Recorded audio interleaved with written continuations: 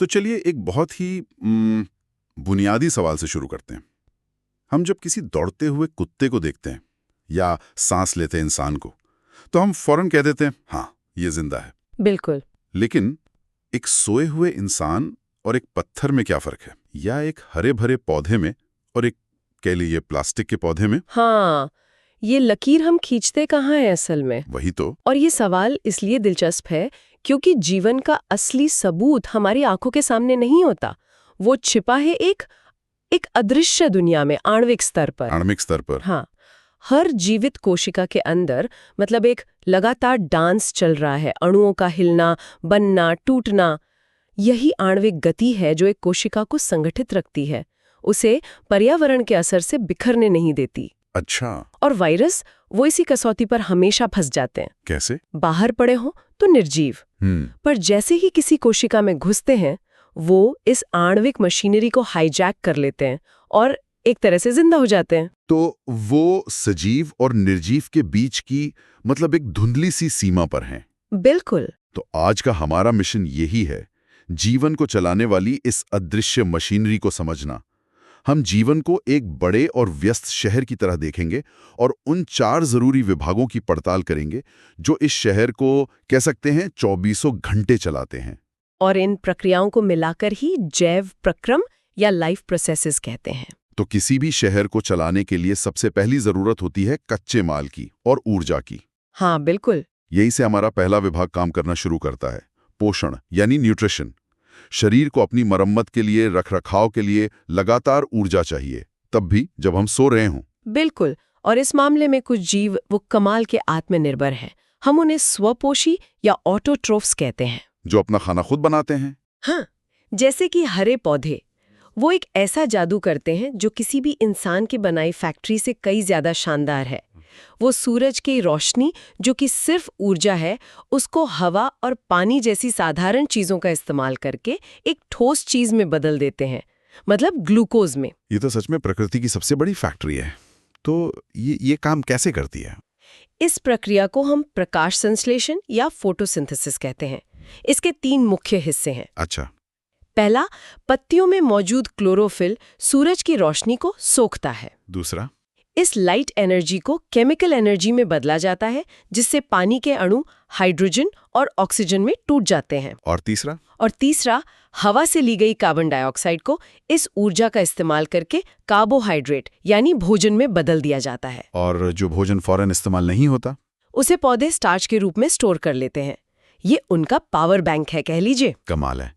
और मैंने सुना है कि रेगिस्तानी पौधे इसे और भी स्मार्ट तरीके से करते हैं। हाँ, वो पानी बचाने के लिए एक तरह की नाइट शिफ्ट करते हैं। Night shift? हाँ, वो रात में जब ठंडक होती है तब कार्बन डाइऑक्साइड लेकर एक आधा अधूरा प्रोडक्ट बना लेते हैं, और फिर दिन में जब सूरज निकलता है तो उस प्रोडक्ट को पूरी तरह से भोजन में बदल देते हैं। अच्छा, ताकि दिन की गर्मी में उन्हें अपने रोम छिद्र ज्यादा देर खोलने ना पड़े। बिल्कुल, और पानी की बचत हो। तो ये तो हुए शहर के प्रोड्यूसर्स, लेकिन हम जैसे जीवों का क्या?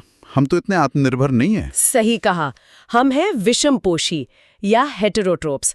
हम अपनी ऊर्जा के लिए सीधे या घुमा फिराकर इन्हीं प्रोड्यूसर्स पर निर्भर हैं। लेकिन खाना हासिल करने के तरीके तो सबके अलग अलग हैं। हाँ, बहुत अलग। जैसे फफूंदी और मशरूम को देखिए, वो अपने एंजाइम्स मतलब अपने रासायनिक औजारों को शरीर के बाहर खाने पर छोड़ते हैं। बाहर ही पचा लेते हैं? हाँ, जब खाना बाहर ही पच जाता है तब उसे सोख लेते हैं। वहीं अमीबा जैसा एक कोशिकीय जीव वो अपने शरीर का आकार ही बदल लेता है। वो भोजन को निगल लेता है? हाँ, और अंदर एक मिनी पेट कह लीजिए, खाद्य रिक्तिका बनाकर उसे पचाता है। और इंसानों में हमारा सिस्टम तो काफी जटिल है। इंसानों में ये प्रक्रिया एक पूरी असेंबली लाइन की तरह है, जिसे हम आहार नाल या एलिमेंट्री कैनाल कहते हैं। हाँ। ये मुंह से शुरू होती है। मुंह में लार से? बिल्कुल। लार खाने को गीला करती है और उसमें मौजूद एमाइलेज नाम का एंजाइम स्टार्च को तोड़ना शुरू कर देता है। समझिए कि बड़े से पार्सल को खोलने का काम यहीं से शुरू। फिर खाना पेट में जाता है, जो एक तरह का मिक्सर ग्राइंडर है। एकदम सही। पेट की दीवारें हाइड्रोक्लोरिक एसिड और एक बहुत शक्तिशाली एंजाइम पेप्सिन छोड़ती हैं। एसिड का काम है बैक्टीरिया को मारना और पेप्सिन के काम करने के लिए सही माहौल बनाना। और पेप्सिन वो क्या करता है? पेप्सिन एक प्रोटीन स्पेशलिस्ट है। ये प्रोटीन की लंबी चेन को छोटे छोटे टुकड़ों में काटता है। एक मिनट, अगर पेट में इतना खतरनाक एसिड है तो पेट खुद को ही क्यों नहीं पचा लेता? बहुत बढ़िया सवाल है। मुंह जलता क्यों नहीं? इसका जवाब है श्लेष्मा या म्यूकस। पेट की अंदरूनी दीवारों पर म्यूकस की एक मोटी चिकनी परत होती है जो उसे अपने ही एसिड और एंजाइम से बचाती है। ये एक परफेक्ट सेफ्टी शील्ड है। अच्छा, तो जो एसिडिटी होती है वो इसी शील्ड के कमजोर पड़ने से होती है? हाँ, या जब एसिड ज्यादा बनने लगता है। समझ गया। तो पेट के बाद खाना छोटी आंत में पहुंचता है, जो इस शहर का मेन प्रोसेसिंग प्लांट लगता है। एकदम सही। छोटी आंत या क्षुद्रांत ही वो जगह है जहाँ पाचन का काम पूरा होता है। यहाँ लिवर से पित्तरस और पैंक्रियास से कई तरह के एंजाइम्स आते हैं। पित्तरस का काम क्या है? पित्तरस का काम बहुत दिलचस्प है। वो वसा यानी फैट पर काम करता है। फैट की बड़ी बड़ी बूंदें आपस में चिपकी रहती हैं। तो एंजाइम उन पर असर नहीं कर पाते होंगे? बिल्कुल। पित्तरस इन बड़ी बूंदों को तोड़कर छोटी छोटी बूंदों में बदल देता है। ये ठीक वैसा ही है जैसे आप तेल लगे हाथों को सिर्फ पानी से धोएं तो तेल नहीं हटता। पर साबुन लगाती तेल छोटी छोटी बूंदों में टूटकर बह जाता है। वही पित्तरस यहाँ वही साबुन वाला काम करता है। और पैंक्रियाज वाले एंजाइम्स? पैंक्रियास से आने वाले एंजाइम्स की तो पूरी टीम होती है, जैसे ट्रिप्सिन प्रोटीन को और लाइपेज फैट को पूरी तरह पचा देता है। और जब खाना अपने सबसे सरल रूप में टूट जाता है तब छोटी आंत की दीवारें उसे सोख लेती हैं और ज्यादा से ज्यादा पोषक तत्व सोखने के लिए आंत की अंदरूनी सतह पर उंगलियों जैसे लाखों उभार होते हैं, जिन्हें विलाई कहते हैं। हाँ, दीर्घ्रोम या विलाई। इनकी वजह से सोखने का सतह क्षेत्रफल, आप यकीन नहीं करेंगे, एक टेनिस कोर्ट जितना बड़ा हो जाता है। एक टेनिस कोर्ट जितना? जाहिर है शहर को कोई भी कच्चा माल बर्बाद नहीं करना। बिल्कुल। इसीलिए तो शायद घास खाने वाले जानवरों की छोटी आंत बाघ जैसे मांसाहारियों से ज्यादा लंबी होती है। बिल्कुल। घास में सेल्यूलोज होता है जिसे पचाना बहुत मुश्किल है। उसे तोड़ने में ज्यादा समय और ज्यादा सतह लगती है, जबकि मांस का पाचन आसान है। हाँ, तुलना में आसान होता है, इसलिए मांसाहारियों की आंत छोटी होती है। प्रकृति का बेहतरीन डिजाइन है ये। ठीक है, तो शहर में कच्चा माल आ गया और उसे प्रोसेस भी कर लिया गया, लेकिन इस माल से शहर को बिजली कैसे मिलेगी? मतलब पचे हुए भोजन से ऊर्जा कैसे निकलेगी? यहीं पर हमारा दूसरा विभाग आता है, श्वसन यानी रेस्पिरेशन। हाँ, और श्वसन का मतलब सिर्फ सांस लेना और छोड़ना नहीं है। असली काम होता है कोशिकीय स्तर पर। ये हमारे शहर के पावर प्लांट्स हैं। प्रोसेस किया हुआ कच्चा माल यानी ग्लूकोज अब इन पावर प्लांट्स में पहुंचता है। पहला चरण तो हर जीव में एक जैसा होता है। क्या है वो?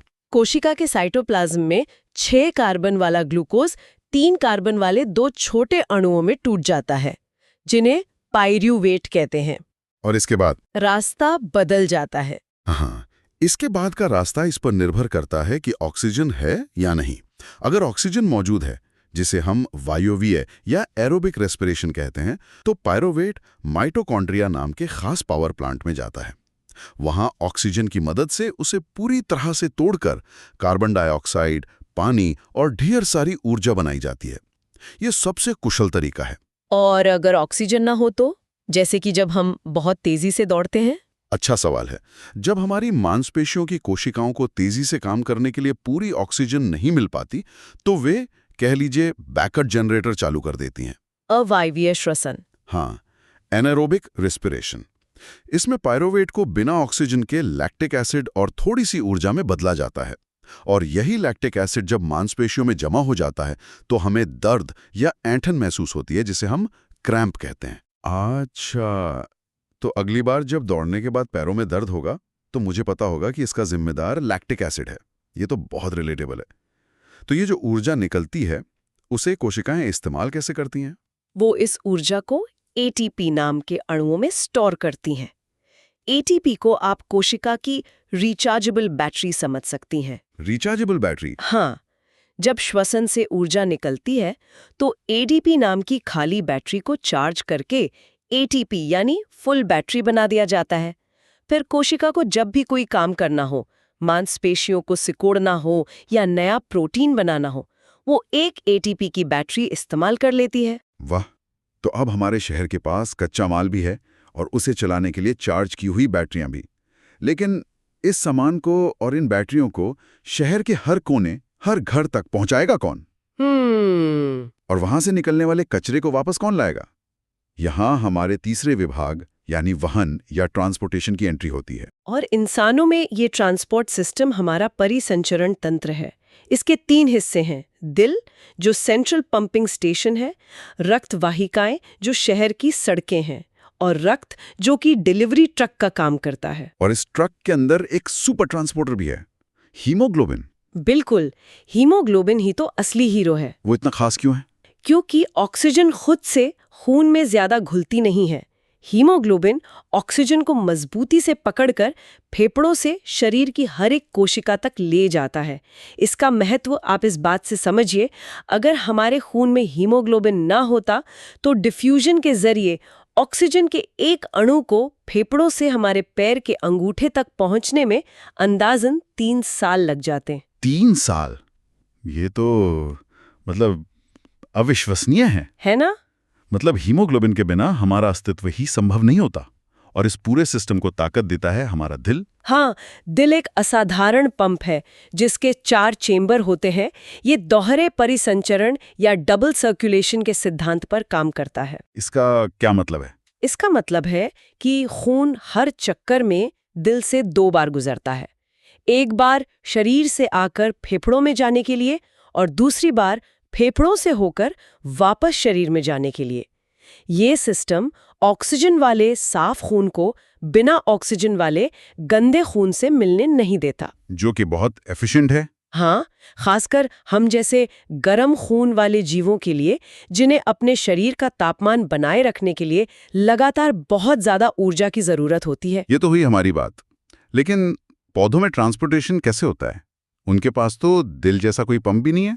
पौधों के पास 2 तरह के पाइपलाइन सिस्टम होते हैं, जाइलम और फ्लोएम। जाइलम पानी के लिए? हाँ, जाइलम का काम है जड़ों से पानी और मिनरल्स को खींचकर पत्तियों तक पहुंचाना, और इसके पीछे जो ताकत काम करती है वो कमाल की है। कौन सी ताकत? वाष्पोत्सर्जन या ट्रांसपिरेशन। जब पत्तियों की सतह से पानी भाप बनकर उड़ता है तो ये ऊपर एक खिंचाव या सक्शन पैदा करता है। ये खिंचाव इतना शक्तिशाली होता है कि ये जड़ों से पानी को चूस कर 100 मीटर ऊंचे पेड़ की चोटी तक भी पहुंचा सकता है। मतलब ये प्रकृति का साइलेंट वाटर पंप है। बिल्कुल। तो जो पौधे हमें शांत दिखते हैं, उनके अंदर पानी को ऊपर खींचने के लिए एक जबरदस्त सक्शन पंप लगातार चल रहा है। हाँ, बिल्कुल। ये तो सोचने का नजरिया ही बदल देता है। और दूसरा पाइपलाइन सिस्टम फ्लोएम। फ्लोएम का काम है फूड डिलीवरी करना। अच्छा। पत्तियों में जो भोजन बनता है उसे पौधे के हर हिस्से तक पहुंचाना, जड़ों तक, फलों तक, बीजों तक।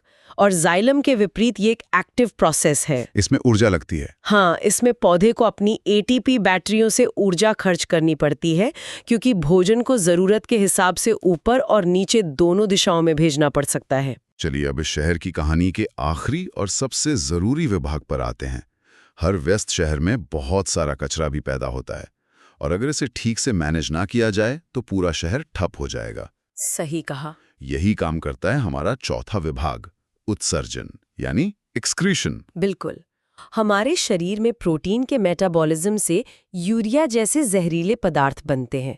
इन्हें खून से निकालना बहुत जरूरी है। ये काम हमारी किडनी या वृक्क करते हैं। हमारे शहर के एडवांस्ड वाटर ट्रीटमेंट और रिसाइकलिंग प्लांट। हाँ, ये बहुत अच्छा तरीका है इसे समझने का। और हर किडनी के अंदर लाखों छोटी छोटी फिल्टर यूनिट्स होती हैं जिन्हें नेफ्रॉन कहते हैं। और ये काम कैसे करती हैं? यहाँ पर सफाई का काम 2 चरणों में होता है। पहला चरण है फिल्ट्रेशन। खून जब नेफ्रॉन के गुच्छे, जिसे ग्लोमेरुलस कहते हैं, से गुजरता है तो दबाव के कारण उसमें से पानी, ग्लूकोज, अमीनो एसिड, नमक और यूरिया जैसी लगभग सभी छोटी चीजें छनकर बाहर निकल जाती हैं। 1 मिनट, अगर ग्लूकोज और अमीनो एसिड जैसी काम की चीजें भी छनकर बाहर निकल गईं तो ये तो बहुत बर्बादी हुई। यहीं पर दूसरा चरण काम आता है, चयनित पुनर्अवशोषण या सिलेक्टिव रीएब्जॉर्प्शन। अच्छा। जब ये छना हुआ तरल पदार्थ आगे नलिका से गुजरता है तो शरीर उसमें से सभी काम की चीजों को, मतलब पूरा ग्लूकोज, जरूरी नमक और ज्यादातर पानी को वापस सोखकर खून में मिला लेता है। तो सिर्फ कचरा ही पीछे छूटता है? हाँ, सिर्फ अतिरिक्त पानी, थोड़ा नमक और सारा यूरिया ही पीछे छूटता है, जो मूत्र बनकर शरीर से बाहर निकल जाता है। और ये सिस्टम कितना जबरदस्त है। इसका अंदाजा इस तथ्य से लगाइए कि हमारी किडनी रोजाना लगभग 180 लीटर तरल फिल्टर करती हैं। 180 लीटर? लेकिन हम तो दिन में बस 1 या 2 लीटर मूत्र ही उत्सर्जित करते हैं, ऐसा क्यों? क्योंकि बाकी का लगभग 178 लीटर वापस सोख लिया जाता है। पर सिस्टम इतना ज्यादा काम क्यों करता है? पहले ही कम फिल्टर क्यों नहीं करता? है कि कोई भी जहरीली चीज गलती से भी खून में न रह जाए। ये एक तरह का फूल प्रूफ तरीका है। बिल्कुल, ये इस सिस्टम की जबरदस्त दक्षता का सबूत है। वाह, ये तो कमाल की इंजीनियरिंग है। अच्छा, और पौधे अपने कचरे से कैसे निपटते हैं? पौधे तो हमसे कहीं ज्यादा स्मार्ट हैं।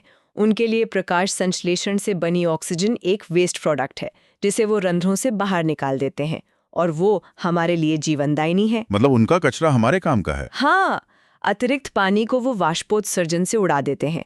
बाकी कुछ अपशिष्ट पदार्थों को वो अपनी पत्तियों में जमा कर देते हैं, जो बाद में गिर जाती हैं। या फिर गोंद और रेजिन के रूप में? हाँ, उसे अपने पुराने जाइलम में स्टोर कर देते हैं। वो कचरे को भी किसी न किसी रूप में इस्तेमाल कर लेते हैं। तो अगर हम इस पूरी कहानी को संक्षिप्त में देखें, तो जीवन का ये शहर 4 स्तंभों पर टिका है। पोषण, जो कच्चा माल लाता है। श्वसन, जो उस माल से ऊर्जा की बैटरियां चार्ज करता है। वहन, जो माल और ऊर्जा को हर जगह पहुंचाता है। और उत्सर्जन, जो शहर को साफ सुथरा रखता है। और ये चारों विभाग एक दूसरे से इतनी गहराई से जुड़े हैं कि एक के बिना दूसरे का काम चल ही नहीं सकता। बिल्कुल। और ये सभी जटिल प्रणालियां जो एक शरीर को चलाती हैं, हमें एक बहुत ही गहरे विचार की ओर ले जाती हैं। किस तरह के विचार?